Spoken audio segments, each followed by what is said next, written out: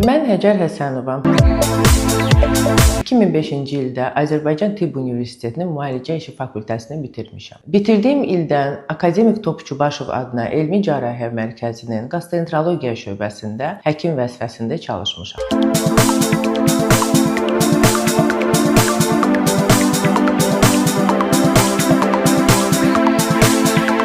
Azərbaycan Ailə Attestasiya Komissiyasında tibb üzrə fəlsəfə doktoru adına layiq görülmüşəm.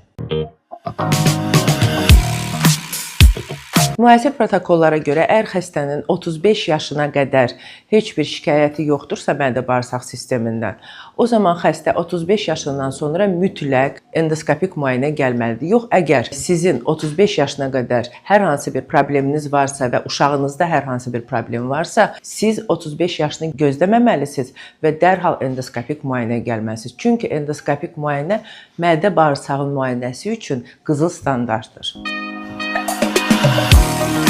Salam. Başlayırıq. Başlayaq.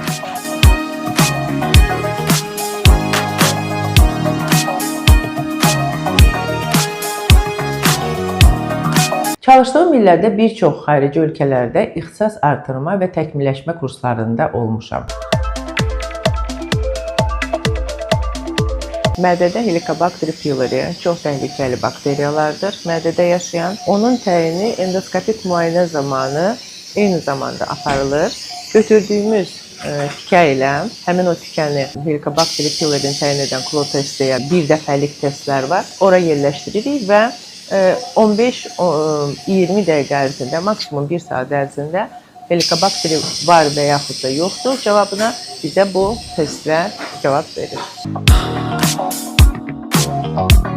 2015-ci ildə öz təhsilimi Almaniyanın Frankfurt şəhərində uşaq endoskopiyası və gastroenterologiyası üzrə davam etdirmişəm.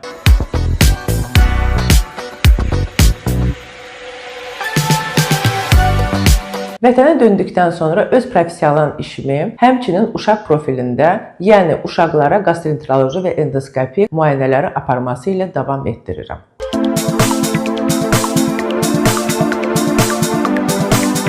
Azərbaycan Gastroenteroloqları və Hepatoloqları Cəmiyyətinin, həmçinin Minimal İnvaziv Cərrahlar Cəmiyyətinin riyaset heyətinin üzvüyəm. Biz tibbi cəmiyyət olaraq istər ölkə daxilində, istərsə də ölkə xaricində müxtəlif konfranslar, forumlar keçirdirik. Bu konfranslarda özümüz məruzəçi olaraq çıxış edirik. Gənc həkimlərə, həmçinin insanlara və yeni başlayan həkimlərə məruzələr oxuyuruq. Bütün elmi yeniliyi olan mövzulara toxunuruq.